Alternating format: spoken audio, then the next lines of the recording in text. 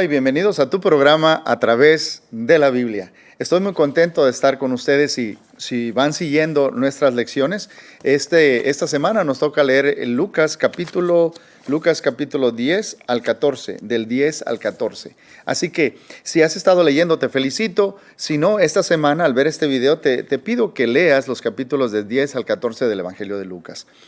Habíamos dicho que hasta el capítulo 9, verso 51, así 50, se había llevado a cabo todo el ministerio en Galilea, y dice el versículo 51 del capítulo 9, dice, cuando se cumplió el tiempo de que él había de ser recibido arriba.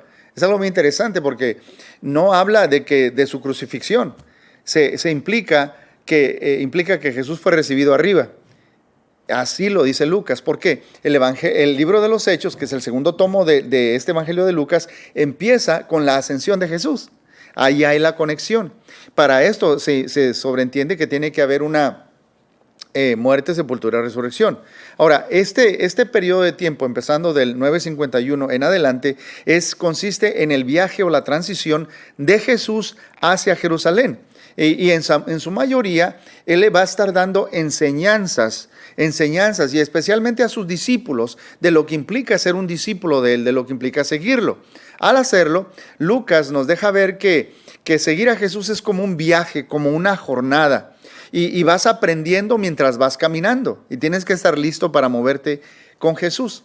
En el capítulo 10 lo vemos a él enviando a 70 personas. Desde ese punto en adelante, Jesús envía a personas a los pueblos por los que él iba a pasar en ese trayecto o camino a Jerusalén. Y estos 70 o digamos 35 pares van a las ciudades y Jesús los envía a que anuncien el reino. En otras palabras, ellos van a hacer lo mismo que Jesús hizo, van delante de él. Y seguir a Jesús implica que nosotros también debemos participar en la misión de Jesús, que la vamos a hacer nuestra misión.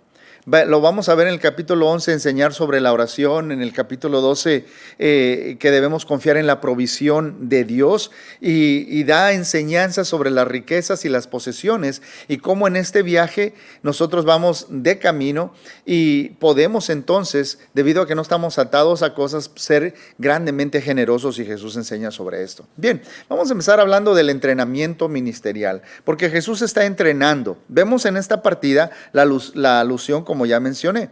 Inmediatamente después de eso, se nos dice que Jesús fue rechazado en ciertos pueblos. Y dos de sus discípulos dicen, ¿quieres que mandemos que caiga fuego aquí? Y Jesús les enseña, toma esta oportunidad para enseñarles a ellos que si no hay arrepentimiento, no va a haber salvación para las personas. No importa, porque hay pueblos a los cuales se les ha predicado, como Nínive en el Antiguo Testamento, y fueron recibidos. Así que vamos a hablar sobre el discipulado. En el capítulo 9, al final del capítulo 9, vemos 3 escenas donde Jesús habla con ciertas personas. Un hombre que va caminando Jesús con sus discípulos, y este hombre se le acerca y le dice, yo te voy a seguir a donde quiera que vayas, dice el verso 57. Es interesante porque le dice, Señor, yo te voy a seguir. Hermanos, para seguir a Jesús se necesita de la fuerza que Él nos dé. Ahora, Él dijo, te seguiré a donde quiera que vayas. ¿A dónde terminó Jesús cuando fue a Jerusalén? En una cruz. ¿Sabía este hombre lo que estaba pensando? Quizás no. O no sabía todo lo que implicaba. Porque en la respuesta de Jesús vemos algo muy interesante. Vemos quizás la idea de la mente o lo que tenía en mente este hombre al pedir esto a Jesús. Porque Jesús le contesta, dice, las zorras tienen guaridas y las aves tienen nidos, mas el Hijo del Hombre no tiene dónde reposar su cabeza. O sea, los animalitos del campo tienen a dónde ir a acostar. Yo ahorita no sé en dónde me voy a ir a dormir.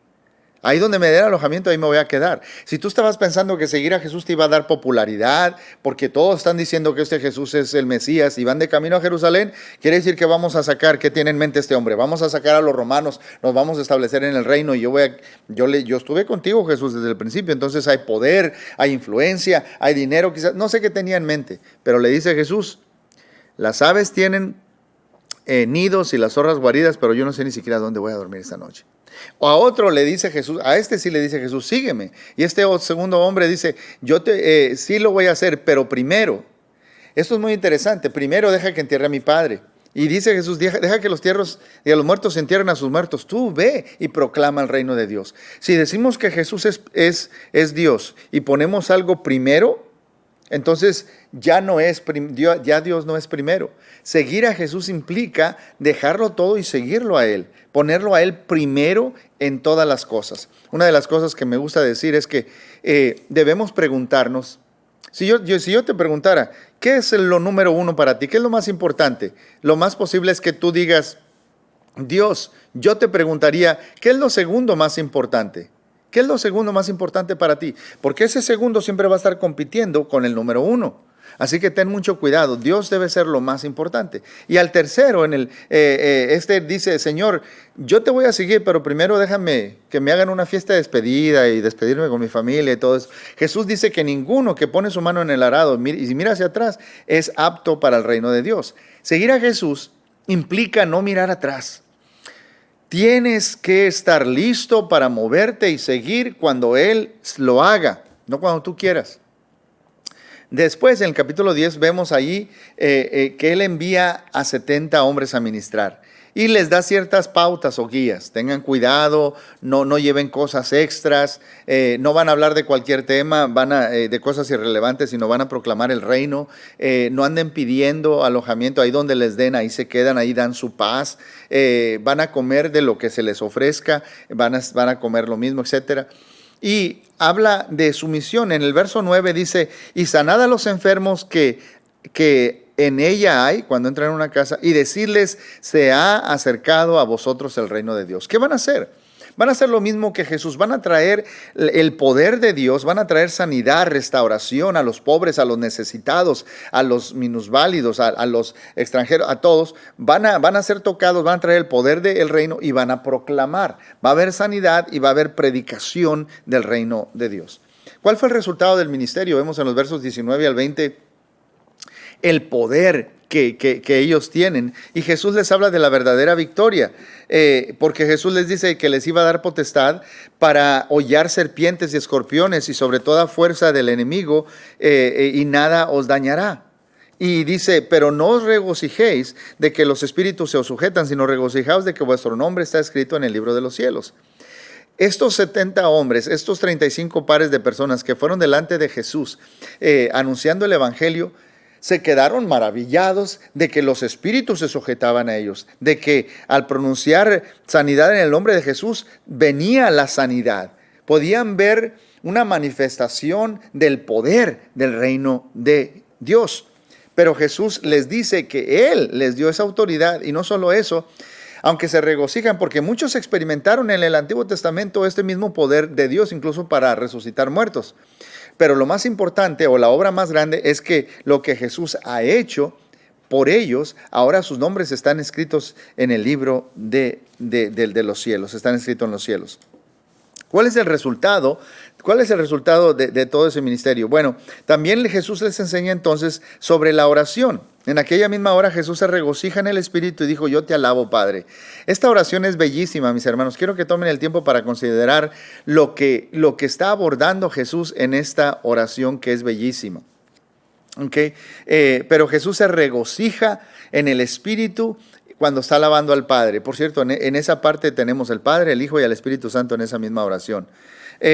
Y luego vemos más adelante, en el capítulo 10, la parábola que conocemos como la del buen samaritano.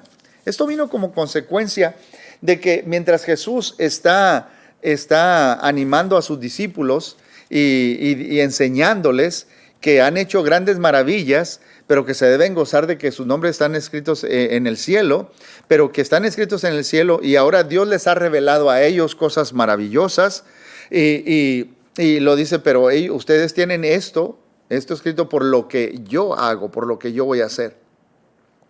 Entonces este maestro de la ley se inquieta por eso.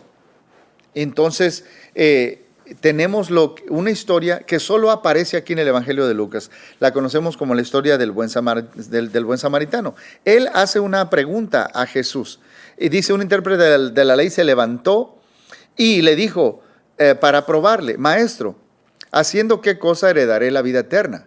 Jesús acaba de orar y decir que Dios le ha revelado todas estas cosas a estos personas sencillas, y que ahora ellos tienen una posición en el cielo debido a lo que Él va a hacer. Esto le incomoda porque este hombre pregunta, lo quiere agarrar y decir, ¿qué tengo que hacer para heredar la vida eterna? Jesús le contesta su pregunta haciéndole una pregunta: ¿qué está escrito en la ley? ¿Cómo lees? Entonces él respondió: amarás al Señor con todo tu corazón, con toda tu alma, con todas tus fuerzas y con toda tu mente, y a tu prójimo como a ti mismo. Jesús le dijo: bien has respondido, haz esto y vivirás. Pero él, queriendo justificarse, le hace a Jesús esta pregunta: ¿y quién es mi prójimo? Esto es interesante. ¿Por qué? Porque los judíos veían a los samaritanos como personas personas mixtas, que eran mestizos, y los veían mal. De hecho, los maestros de la ley se enfocaban en cómo hacer cumplir la ley técnicamente y de todos modos hacer lo que ellos quisieran hacer. Por ejemplo, se podían divorciar por cualquier razón según ellos. Y Jesús les dice: no, ese no es el caso. Ellos querían cumplir técnicamente, pero darse la vuelta. Entonces, para él, básicamente lo que está en su mente: voy a agarrar a Jesús, lo voy a meter en un debate. Y luego como no pudo con eso, se quiere justificar y dice, ¿quién es mi prójimo? Porque básicamente él piensa: mi prójimo es quien yo diga o quien yo escoja que sea mi prójimo. Entonces Jesús cuenta la historia de un hombre que desciende de Jerusalén a Jericó, yendo por el camino es asaltado por unas personas que le roban y le quitan todo lo que trae, pero al golpearlo lo dejan, dice Jesús, medio muerto. Medio muerto. ¿Qué va a pasar con un medio muerto si nadie lo ayuda? ¿Qué va a pasar? Se va a morir. Está en peligro de muerte. Pero dice la historia que pasa un sacerdote. Jesús cuenta que pasa un sacerdote, un hombre que tiene una relación con Dios. Luego pasa un levita, pero los dos pasaron de largo, vieron la situación y pasan de largo. No sé si están juzgando, ¿es digno de que lo ayude o no? No podemos ver si es circuncidado, por la tez de piel no puedo ver si califica para que lo ayude. Algunos dicen, quizás estos dos iban pensando, si a él lo asaltaron, este lugar es muy peligroso, más vale que yo siga de largo, no me vaya a pasar lo mismo a mí. Pero Jesús cuenta en la historia que un samaritano, aquellos que está haciendo la pregunta, ve como inferior, como persona no grata, como alguien mezclado, como alguien que Dios ve diferente y que a él sí lo ve con favor. Ese samaritano, dice Jesús, que va de largo, o sea, va en camino, no se dedica a esto como el sacerdote y el levita. Dice, viniendo cerca de él. Dice, pero un samaritano que iba de camino vino cerca de él y viéndole fue movido a misericordia. Cuando fue movido a misericordia, mis hermanos, este hombre da varias cosas. Este hombre da de su tiempo. Este hombre da de sus posesiones y este hombre da de su dinero. Cuando uno es movido a misericordia, mis hermanos, uno se despoja de lo que tiene por ayudar. Uno da de su dinero, porque lo que le dejó es como un salario de un mes casi, para que lo cuidara, lo llevó al mesón, le ungió sus heridas, le da primeros auxilios con lo que él trae, lo pone en su cabalgadura. Si nada más tenía uno, él se fue caminando mientras este hombre lo lleva en su cabalgadura, lo lleva a un mesón, lo sigue cuidando, le da dinero al mesonero para que se encargue de sus necesidades, de comida o medicina o lo que sea, y si gasta más yo te lo pago. Él se deshace o se despoja de sus posesiones, y da de su tiempo y da de su dinero. Mis hermanos, pasó algo interesante. Yo creo que la clave en este pasaje es que, dice el texto, vino cerca de él. Tú y yo vamos a ser movidos a misericordia cuando venimos cerca de la necesidad humana. Podemos hacernos de la vista gorda, como dicen por algunas partes, pasar de largo, pensar que no estamos viendo la necesidad. Pero si Dios te deja ver una necesidad, es porque quiere que tú seas parte de la solución. Él quiere que tú seas ese prójimo a esa necesidad que Él te ha dejado ver. Así que tengamos mucho cuidado, mis hermanos, porque hay 3 preguntas, varias de estas son implícitas, porque Jesús le pregunta a este hombre, ¿quién pues de estos 3 te parece que fue el prójimo del que cayó en manos de ladrones? ¿Quién fue el prójimo? Él está preguntando quién es mi prójimo. Jesús está preguntando quién actuó como prójimo. Hay una frase que escuché hace muchos años que dice, mi prójimo es mi próximo. Aquel que está cerca de mí, cualquiera persona que necesite, que no sea yo. Entonces, ¿quién actuó como prójimo? Hay dos preguntas implícitas. ¿Has sido todo ese tipo de prójimo? ¿Has amado a tu prójimo de esta manera? Entonces, el maestro de la ley ni siquiera pudo decir, él contesta, dice, el que usó de misericordia con él. Ni siquiera pudo decir el samaritano.